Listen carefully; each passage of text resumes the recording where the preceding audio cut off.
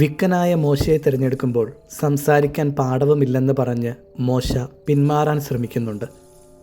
40 വർഷങ്ങൾ ജനത്തെ വാഗ്ദാന നാട്ടിലേക്ക് നയിച്ചത് മോശ ഈ കുറവോടുകൂടി തന്നെയായിരുന്നു. കുറവിനുമപ്പുറം അവന് ബലമായത് ദൈവകൃപയായിരുന്നു. എല്ലാ കാര്യങ്ങളും അവൻ ദൈവം പറയുന്ന പോലെ ചെയ്തു. അവൻ്റെ കുറവിനെ ഓർത്ത് അവൻ പിന്നെ ഒരിക്കലും വിഷമിച്ചിട്ടില്ല. നിന്നെ അലട്ടുന്ന നിൻ്റെ കുറവുകളും പ്രശ്നങ്ങളും ഒരുപക്ഷെ ഒരുപാട് കാലമായി നിന്നോടൊപ്പമുണ്ടാകാം. എന്നാൽ ഒരു കാര്യം മാത്രം മതി ജീവിതം വിജയിക്കാൻ: ദൈവകൃപ. ഉള്ളിലോട്ട് നിറഞ്ഞേക്കണം. മരിച്ചു കളയാൻ ഒരു 100 കാരണം നമുക്കുണ്ട്, ശരിയല്ലേ? സങ്കടപ്പെട്ടിരിക്കാൻ, നിരാശപ്പെട്ടിരിക്കാൻ ഒരു 10,000 കാരണങ്ങൾ നമുക്കുണ്ടാവും. മതിയെന്ന് തോന്നാൻ ഒരു 10,000 കാരണം നമുക്കുണ്ടാവും. ജീവിച്ചിരിക്കാൻ ഒരേ ഒരു കാരണം: എനിക്ക് വേണ്ടി ഒരു രക്ഷകൻ ജനിച്ചു, അവൻ ജീവിച്ചു, മരിച്ചു, അടക്കപ്പെട്ടു, ഉയർത്തെഴുന്നേറ്റു, ഇപ്പോഴും ജീവിക്കുന്നു.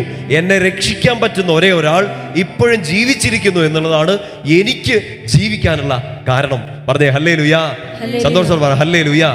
നമ്മുടെ ജീവിതത്തെ കുറിച്ച് ഒന്ന് ചിന്തിച്ചു നോക്കിയേ. എന്തോരം സങ്കടങ്ങൾ, എന്തോരം കണ്ണുനീരുകൾ, എത്ര തവണ ആത്മഹത്യാ ശ്രമങ്ങൾ, മതിയെന്ന് തോന്നിപ്പോയ സമയങ്ങൾ, ഇത്രയും മതിയെന്ന് ചിന്തിച്ച സമയങ്ങൾ, ഇരുട്ട് മൂടിക്കളഞ്ഞ സമയങ്ങൾ, പ്രതീക്ഷയില്ല, സഹായിക്കാൻ ആരുമില്ല, കൂടെ നിൽക്കാനോ ആരുമില്ല.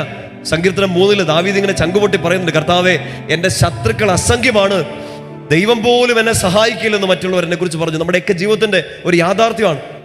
ദൈവം പോലും സഹായിക്കാനില്ലാത്ത അവസ്ഥകൾ നമുക്ക് തോന്നിപ്പോയിട്ടുണ്ടാകാം.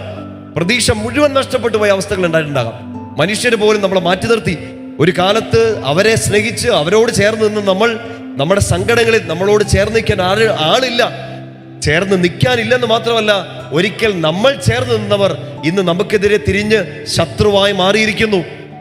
ദാവീദ് ചങ്ക് പൊട്ടിയാണ് സങ്കീർത്തനം 3 എഴുതുന്നത്: കർത്താവേ, എൻ്റെ ശത്രുക്കൾ അസംഖ്യമാണ്, എണ്ണി തിട്ടപ്പെടുത്താനാവാത്ത വിധം അത്ര വലിയ ശത്രുക്കളുടെ ഗണം